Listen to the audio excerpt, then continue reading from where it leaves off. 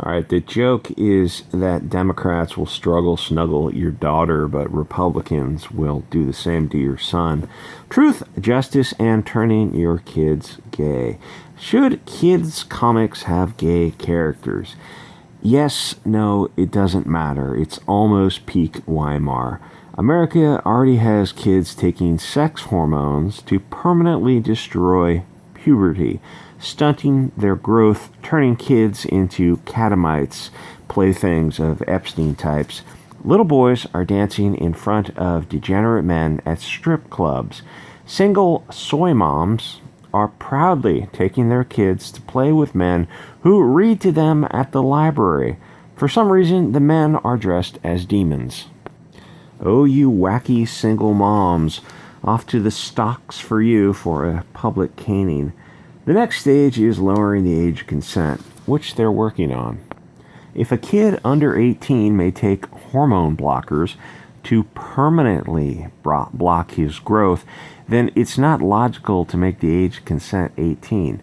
At that point, it's moot. The kid has already been groomed or so brainwashed by the single mom that they're looking pretty hard at that 41%. Why does the Bolshevik left enjoy destroying children so much? Are they literally Luciferian? Is it possible for a people to be so evil that their de facto worship of a devil creates a devil de jure? Yes, sort of. I don't mean an anthropomorphic deity. We're not at the stage of mere thought creating matter. Maybe one day. But they create a culture and religion around evil. They treat people that are not in their tribe as less than human, as cattle to be used and consumed. Speaking of which, rest in peace, Isaac Cappy. He talked about Epstein, Weinstein, Oprah, Alan Dershowitz, Tom Hanks, Maria Abramovic, and who's that singer, Lady Gaga? So they had to end him. Turns out the only privilege in this world is money, or call it banker privilege, to throw money at Antifa, BLM, Soros, Rothschilds, and the banks are donating billions to fight white people. You know, if white people had any power, they would stop them. But it turns out they don't, at least not yet. So Marvel and DC are making gay comics so kids can have gay role models, so the kids will feel comfortable coming out as gay. How do I cover this and stay on YouTube another day? Hey, every day is a surprise to me. I was in somebody's chat, and the guy stopped the chat and said, "Oh yeah, I saw you in the comments. I just want to say, I listen to your channel occasionally. I'm surprised that you're still on YouTube." Which made me laugh. Comics haven't been what I would consider good for maybe 25 to 30 years. I can safely say that pre-1990, you would find a lot of fun stuff. Somewhere from 1940 to 1980, comics peaked. You'll find better stories in 1960 than you will in 2020 by an overwhelming margin, but the country was very different in 1960 compared to now. Here's the thing. Say you have a store with so many square feet. You only have so much shelf space available. When your potential audience is 90% of a roughly shared culture, you can put comics on shelves that sell to that 90% and make a good living. But Weimar 2020 America is about 50 to 60% of that culture, but the shelf space has not increased. If anything, it's decreased because now it's at more of a premium because the dollar has been devalued by an influx of available low-wage workers. Now half of your city market is speaking Spanish and doesn't want English comics. At the same time, Marvel and DC are making comics with POC, body-diverse, breastless lesbians that sell 3,000 copies, so the only way to sell the stuff is digitally, which destroys the stores. Without the physical product to pass around to new young readers, there are no new young readers. So in a few years, even the digital comics will disappear. That is how SJWs kill comics. And that was the goal all along. SJWs are parasitical vermin that destroy the host, then they just move on to a fresh host. They can't create, they only destroy. Without the physical comic book or book to pass around, when you're done with it, That's the beginning of the end for that product. Comics in the old days went through many hands, and books too. Think of how many what you did, how you were introduced to new characters when you were a kid. You got a hand-me-down comic or a Xanth book or an old copy of Lord of the Rings. A digital copy gets to one user, period.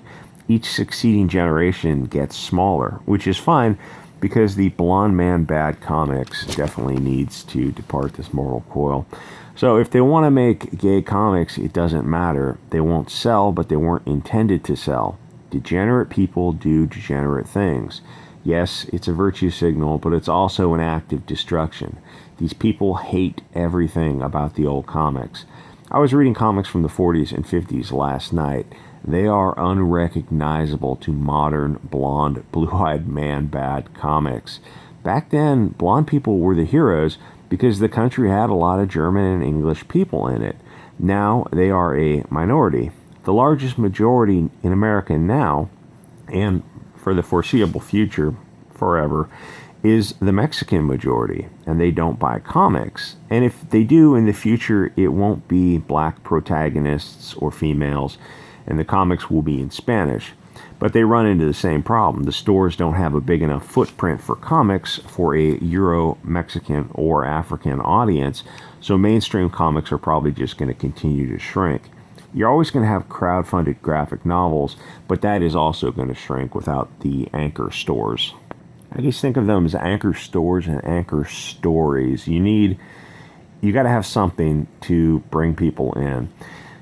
Think about Comicsgate, trying to build a business, but dependent on YouTube. YouTube could ban everyone in Comicsgate tomorrow, and there isn't a thing we could do about it. They could wipe out Comicsgate overnight. Comicsgate would just disappear. Everyone would go back to their day jobs. The rebuttal to that is if Odysee or Gab TV gets live streaming running smoothly. And I'm on Gab and Odysee. You can sub to me there. Those are free speech platforms, so don't be surprised when you run across a lot of free speech. Even if you're not interested in those platforms now, get accounts, sub to people, start building them up, and you may be surprised that you enjoy it. Then you might see a resurgence in live streaming and the video hosting. Because right now, the censorship on YouTube is so extreme that almost all the good channels left for chute and Dlive, which are not, those are temporary holdovers until Gab and Odysee get themselves going. YouTube and Comicsgate used to be a lot of fun a few years ago. It was, they used to say it's about NBC like 20 years ago, must-see TV. At one point, Comicsgate live streams were that good that you would kind of plan for them in your night and look forward to them. Now there's nothing on YouTube like that. And if you weren't around 2 years ago, you just got to take my word for it. And you can't really go back and watch those old things because the excitement isn't there. It was a different time. And the YouTube environment itself was very, very different even just 2 years ago. If Zach said the things he said a few years ago today, he would have been kicked off. There will never be another Zach. YouTube won't allow it. Go look at the YouTube Explore page. That is the future of YouTube. Yoga girls doing makeup tutorials and pussies doing soy face. I think Comicsgate and Phantom Menace are on borrowed time, but the more YouTube censors, the better, because it makes something like Odysee inevitable. On the one side of the equation, you've got the corporate narrative. They make a movie like The Last Jedi, then the mainstream media and tech media shills for it and gives it high scores because there are billions of dollars at stake.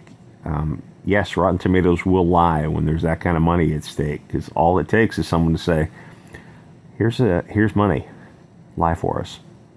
Okay, no problem.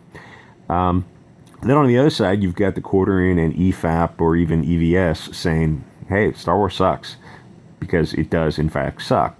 Eventually, corporate media is going to pressure corporate tech media to shadow ban them and then eventually just kick them off, which is fine because by that point, there will be enough demand for Odysee and alt platforms that YouTube will probably go the way of MySpace. What I mean is, you go to the trending page, not the trending page. Go to the explore page of YouTube, the front page. If you're not signed in, all that stupid milquetoast content. That's the future of YouTube. This side of YouTube, the Comicsgate Phantom Menace side, even like Comicsgate Phantom Menace is pretty lukewarm in terms of controversy. That's just not the future of YouTube. That's not the audience they want to cultivate. So, forewarned is forearmed, I suppose. So I will see you guys on Odysee, Gab, BitChute, whatever new host will be out there. We will find each other.